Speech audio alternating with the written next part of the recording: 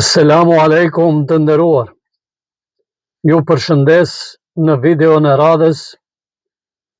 Uroj që të keni kaluar ditë të Ramazanit të lehta. Dëshiroj që edhe ajo që ka mbet të agjerojmë, të kalojmë lehtë.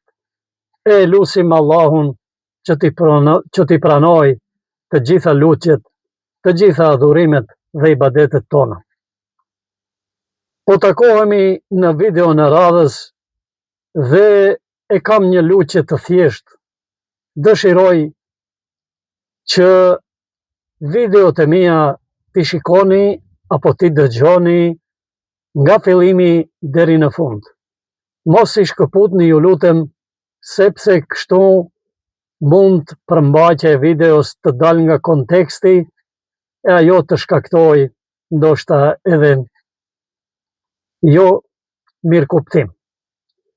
Nuk e di a është kjo realitet, por që u bëj thirrje dhe që u bëj luqe, mendoj se është krejtësisht normale. Gjithashtu dëshiroj që u falenderoj që vazhdoni t'i dëgjoni dhe t'i shikoni videot e mia.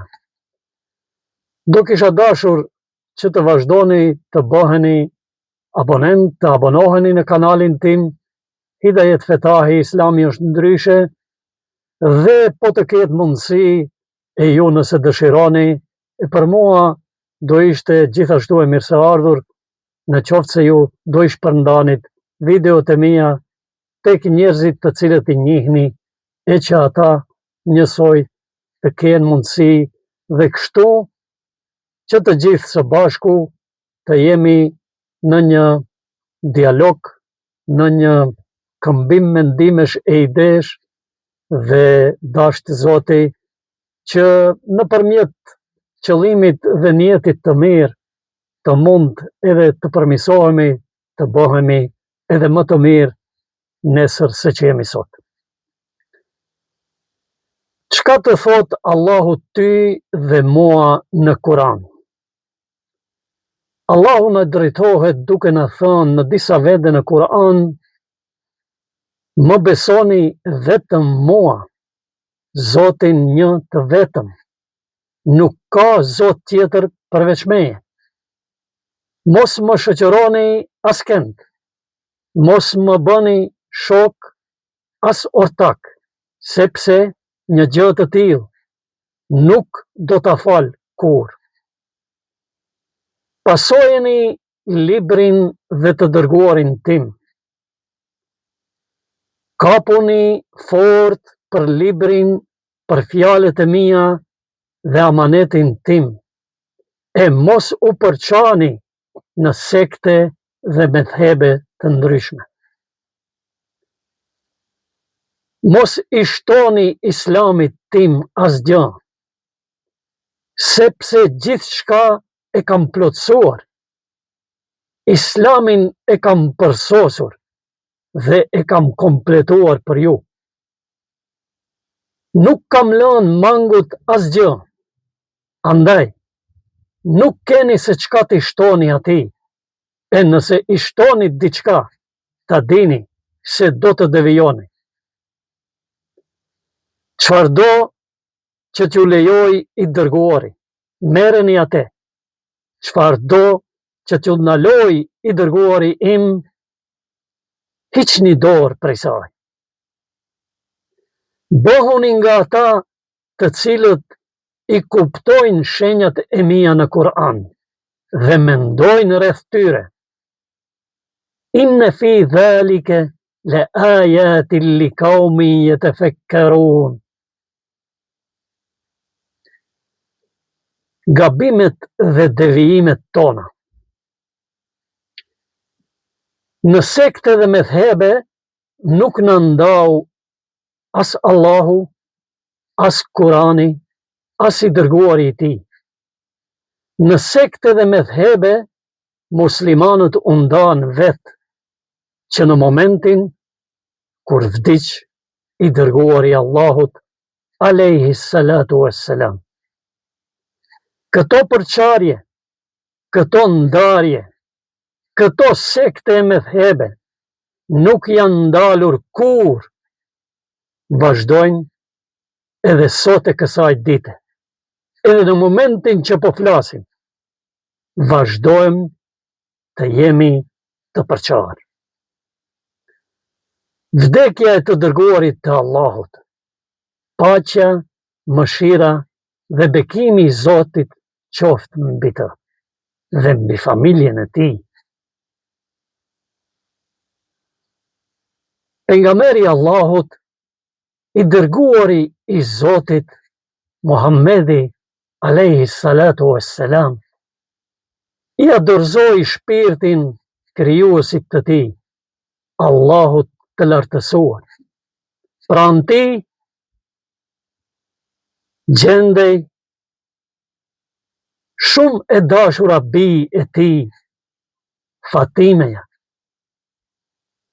dhe dhëndri i tij i dashur, sahabiun të cilin e donte shumë dhe që e kishte djalë të axhës, muslimani i parë, Ali ibn Abi Talib, nipnit e tij El Hasan dhe El Husein dhe mbese e vogël e tij Zejnepja.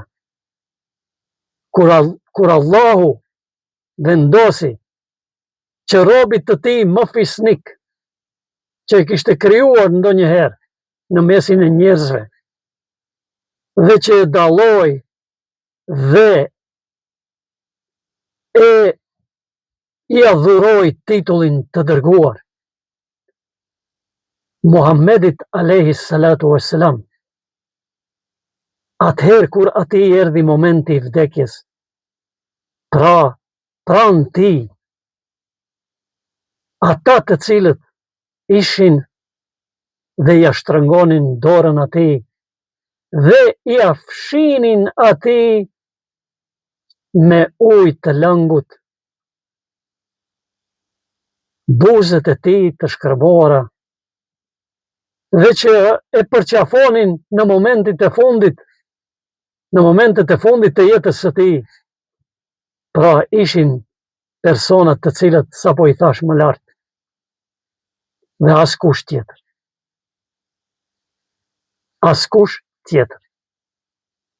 As nga sahabet tjerë përveç Aliut, i cili tërë kohës që i dërguari Allahu që i smur, ai qëndroi pranë, sepse Muhamedi alayhi salatu wassalam kishte një trup të pashëm, atë nuk mund ta ngrinte ndonjë grua e cila ishte më e dobët se ai.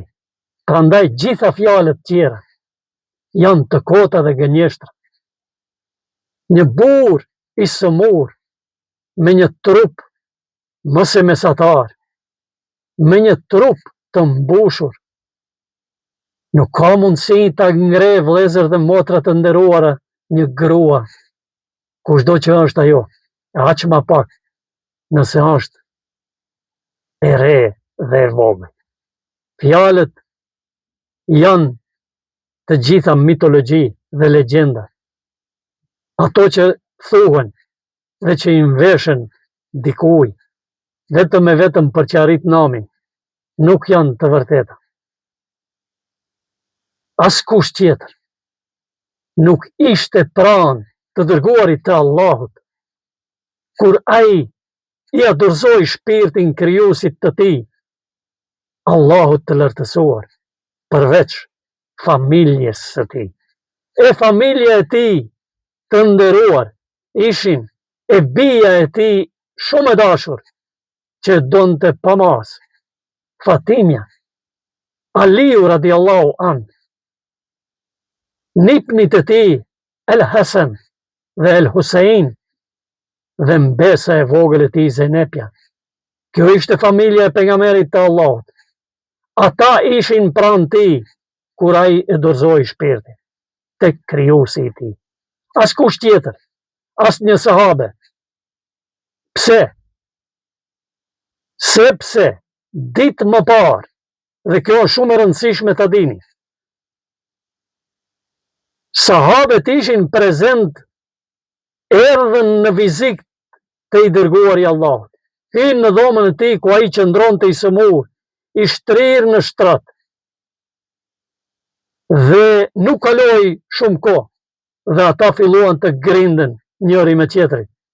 Ata aq u grindën njëri me tjetrin, sa që filluan të ngritin edhe zërin, duke mos qarë kokën, se i dërguari Allahut ishte i sëmur, dhe gjatë përshkallëzimit të kësaj grindjeje, i dërguari Allahut nuk mundi që t'i duroj më, dhe çka bani? Ju tha të dalin jashtë, i përzoni nga dhoma e tij. Dhe ata, me të dalur jashtë prej dhomës së tij, shkuan ku? Ata shkuan në Sakife. Sakifat, përndryshe obori i familjes apo i fisit Bani Saida, që ishte një nëndek e fisit Hazreq të ansarve.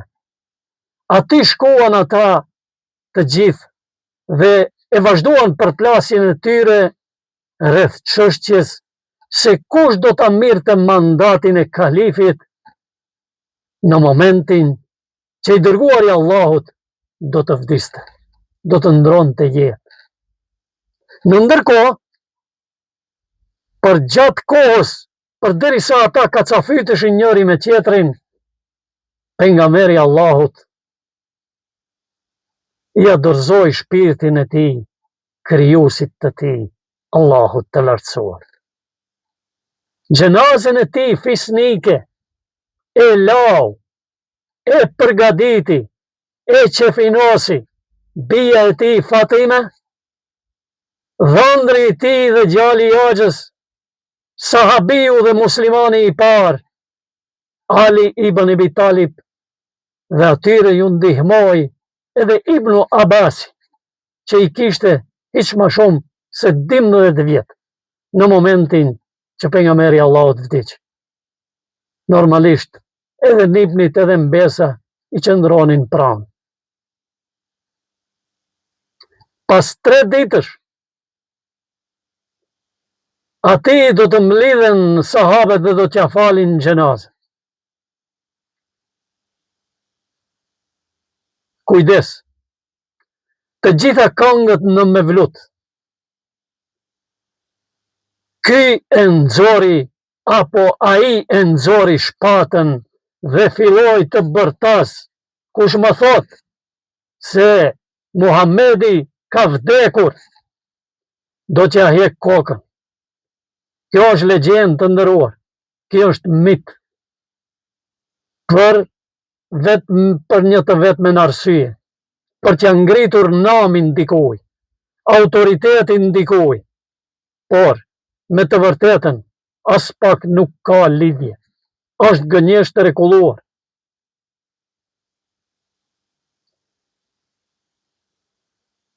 Prandaj është mirë, ndoshta edhe të dihen këto gjëra, sepse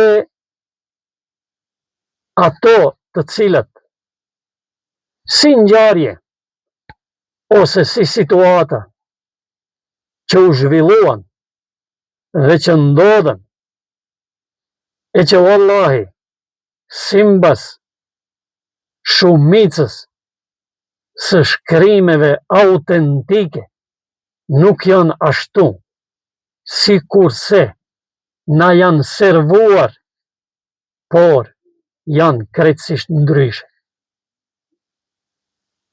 Prandaj, kujdes nga legjendat, kujdes nga mitet, nga thashethënat, sepse sikurse që shifet, të tilla gjëra nuk i kanë bë nder, as dobi, dhe mendoj se edhe në të ardhmen nuk do t'i bëjnë dobi asnjërit nga besimtarët. E vërteta është ajo që thash pak më lart, dhe për t'i vërtetuar ju këto gjëra e keni mundësi, por duhet të merrni kohë, duhet të gjurmoni dhe të hulumtoni shumë, më besoni. Nuk ja vlen të shkoni dhe ta pyetni hoxhën e mahallës, edhe të vetë kënaqeni me atë që ju tregon. Ju duhet të gjurmoni shumë. Në historinë islame, që nga dita e parë e fillimit të zbritjes së shpalljes së parë të Kuranit, e më pastaj, deri ku? Deri 23 vite gati, sa zgjati edhe shpallja e Kuranit fisnik, ta shikoni se çka ndodhur, kush janë shkaqet, arsyet, situatat, bile edhe pse u shpall ky apo ai ajet Kurani. E më pastaj çka? Edhe fundi, pra përfundimi i shpalljes dhe largimi i të dërguarit të Allahut nga mesi ynë, pra edhe vdekja e tij. E çka ndodhi më në prag të vdekjes? Akoma, ende, hala, pa ju tha varit të tij toka, që ishte i mbuluar, çka ndodhi? Muslimanët u përçan. Dhe ajo që pasoi, mund edhe ju vetë të hyni, të lexoni dhe të shikoni, por është shumë me rëndësi, më besoni, dua ta potencoj këtu, me theks të veçantë. Ju duhet të hulumtoni dhe të gjurmoni pa emocione, pa marrë anë nga dikush për dikend, por neutral, me mendje të ndriçuar dhe të kulluar, me një vendim, me një nijet të pastër, se hulumtimin, gjurmimin dhe të gjithë studimin do e boni vetëm e vetëm për hir të vërtetës. E jo për të marrë anë ndaj dikujt, për të ngritur, për të poshtruar, për të nënshmuar, për të ofenduar dikend, por për të arritur deri te e vërteta, aq sa është e mundshme. E për tjetrën, do të kujdeset vetë Allahu i lartësuar. Qofshi të nderuar, uroj të jeni shëndoshë mirë dhe uroj gjithashtu që ditët që na kanë ngelur të agjerimit, t'i kalojmë mirë, t'i kalojmë lehtë, t'i kalojmë me shëndet, ta lusim Allahun që të na jep bereqet, që të na ruaj familjet tona e që të na i pranoj të gjitha lutjet, të gjitha adhurimet, të gjitha ibadet, dhe të na pastroj edhe nga më e vogla cikrin e asaj që ndikon që marrëdhëniet tona, që karakteri ynë, që punët tona të ndyten, të përlongen, të përlyhen. O Zot, ne të lutemi, na ruaj nga këto dobësi, na i përforco bindjet tona ndaj Teje dhe na tako, o Zot, në ditën kur do të japim llogari me ata e në mesin e atyre të cilët Ti i ke zgjedhur si më të mirët. Amin.